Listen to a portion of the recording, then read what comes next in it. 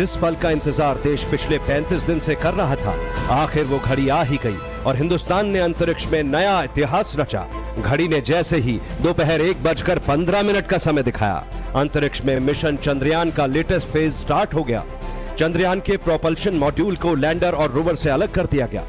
सब कुछ वैसा ही हुआ जैसा कि इसरो के वैज्ञानिकों ने प्लान किया था। इस प्लान का सक्सेस रेट 100% रहा। इधर मिशन अकम्प्लिश्ड हुआ, उधर इसरो के सेंटर में नया मैसेज डिकोड किया गया। सेपरेशन के बाद विक्रम लैंडर ने प्रोपल्शन मॉड्यूल से कहा, thanks for the ride mate. इसी के साथ अब मिशन चंद्रयान का सेकेंड लास्ट फेज स्टार्ट हो गया है। अब भारत अंतरिक्ष में नया इतिहास रचने की तैयारी में है, जिसकी पूरी स्क्रिप्ट पहले से ही तैयार है।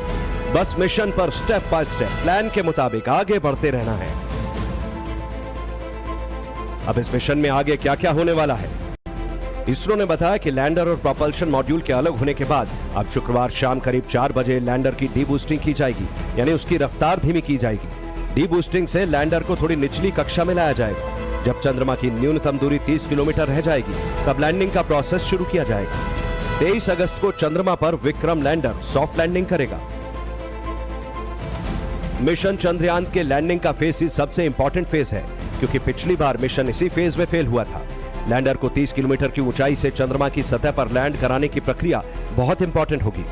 विक्रम लैंडर को चंद्रमा की परिक्रमा करते हुए 90 डिग्री के कोण पर चंद्रमा की तरफ से चलना शुरू करना होगा। इस लैंडिंग के दौरान चंद्रयान की रफ्तार करीब 1.68 किलोमीटर प्रति सेकंड होगी।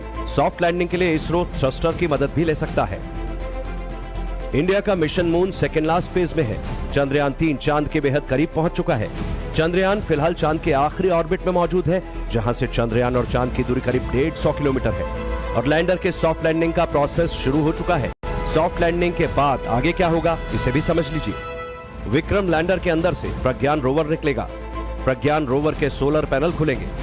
रोवर चांद की सतह पर घूमकर डेटा जुटाएगा। डेटा को रोवर लैंडर को ट्रांसफर करेगा। लैंडर विक्रम डेटा को इसरो के कंट्रोल रूम में भेजेगा। इसरो के वैज्ञानिकों को पूरी उम्मीद है इस बार भारत का चंद्रयान 3 चांद पर सॉफ्ट लैंडिंग करने में कामयाब रहेगा, क्योंकि पिछले मिशन की गलतियों से सबक लेते हुए इस बार मिशन मून में कई तब्दीलियां हुई हैं। इस बार मिशन मून में क्या क्या बदलाव हुए हैं, उसे जानने से पहले पिछले मून में क्या गलती हुई थी, एक बार उसे समझ लेते हैं। मिशन चंद्रयान 2 के फेल होने की 3 बड़ी वजह थी। पहली, चंद्रयान 2 में 5 इंजन। दूसरी वजह, क्राफ्ट की स्पीड ज्यादा होने के कारण कंट्रोल छूटा। और तीसरी वजह, क्राफ्ट लैंडिंग स्पॉट नहीं ढूंढ पाया।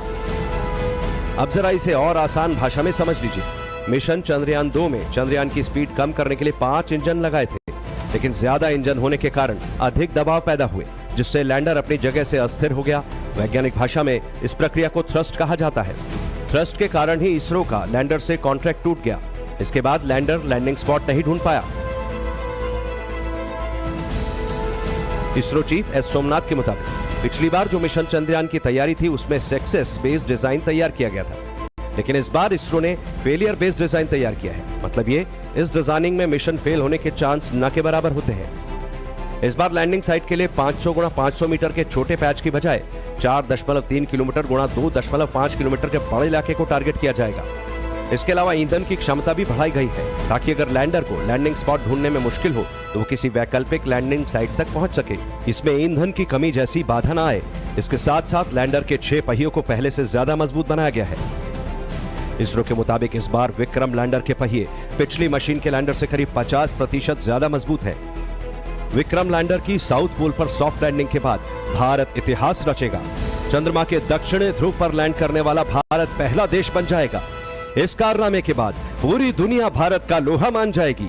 यही वजह है कि दुनिया भर के देशों की नजर भारत के मिशन मून पर टिकी है। दूसरी वजह ये कि साउथ पोल पर लैंडिंग आसान नहीं है। इंडिया एक टफ टारगेट को अचीव करने वाला है। साउथ पोल पर लैंडिंग मुश्किल इसलिए है क्योंकि साउथ पोल पर सूर्य की रोशनी बिल्कुल नहीं पहुंचती। अंधेरे की वजह से कुछ देख पाना कठिन है। तापमान 0 से 235 डिग्री नीचे रहता है। साउथ पोल पर लंबी परछाई बनती है। गड्ढे होने की वजह से लैंडिंग बहुत टफ है। ये बात इसरो के वैज्ञानिक भी जानते हैं, लेकिन इतिहास वही रच पाता है जो नामुमकिन को मुमकिन बनाता है। इसी वजह से इंडिया ने साउथ पोल को अपना टारगेट बनाया है।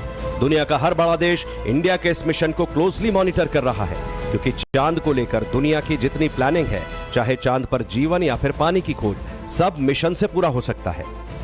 साउथ पोल पर पानी की मौजूदगी की संभावना है। चांद के इस हिस्से में खनिज की संभावना है। सौरमंडल के कई रहस्यों से पर्दा उठ सकता है।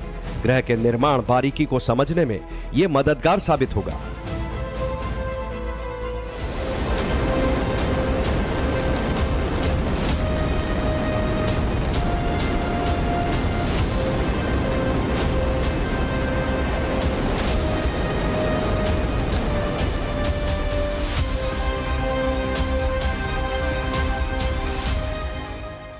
भारत ने चांद की तरफ अपना चंद्रयान 3 क्या भेजा, पूरी दुनिया चांद को पाने की रेस में शामिल हो गई।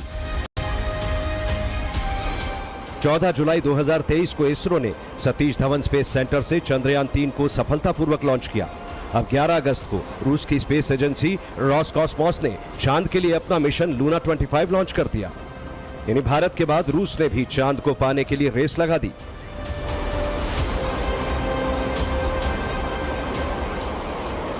लेकिन ये दुश्मनी की नहीं, दोस्ती की रेस है।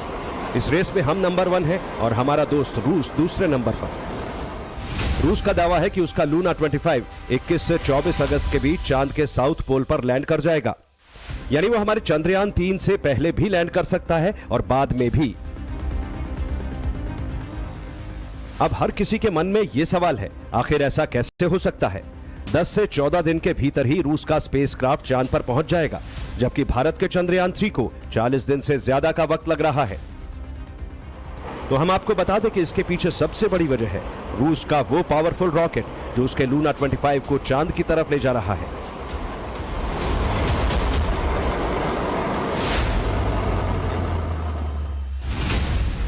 रूस के इस रॉकेट का नाम है सोयूज 2.1B। ये करीब 46 मीटर लंबा है। इसका व्यास 10.3 मीटर है। पृथ्वी से चांद तक पहुंचने के लिए काफी ताकतवर रॉकेट और फ्यूल की जरूरत पड़ती है और रूस का सोयूज 2.1B इस काम में पूरी तरह सक्षम है। अब रूस के पास में तो हमारे स्पेस प्रोग्राम से पहले से उनका स्पेस प्रोग्राम चला रहा है। लगभग उम्मीद करते हैं कि उनकी स्पेस टेक्नोलॉजी उन्नत होगी उस रूप में। तो यह दूसरा कारण हो सकता है। और तीसरा कारण हो सकता है कि उन्होंने इस सारे बातों को रणनीतिक रूप से देखा होगा कि भारत कब लॉन्च कर रहा है, भारत के पास में कैसा है। दरअसल रूस का मिशन मून उसके ताकतवर रॉकेट की वजह से बहुत खर्चीला है, जबकि भारत ने उसके बजट के मुकाबले बहुत कम पैसों में चांद को फतेह करने का प्लान बनाया है। ऐसा भी नहीं कि भारत का रॉकेट ताकतवर नहीं है। अगर चंद्रयान 3 चांद के ऑर्बिट तक पहुंचा तो उसमें बड़ी भूमिका भारत के उस रॉकेट की ही है। भारत ने मिशन मून को सबसे कम बजट में तैयार किया है। इसरो ने मिशन मून के लिए LVM-3 रॉकेट का इस्तेमाल किया। इसे बाहुबली रॉकेट भी कहा जाता है। ये रॉकेट अंतरिक्ष में भारी से भारी सैटेलाइट को भेजने में सक्षम है। चंद्रयान 3 को ले जाने वाले LVM-3 रॉकेट की लंबाई 43.5 मीटर और इसका वजन करीब 642 टन है।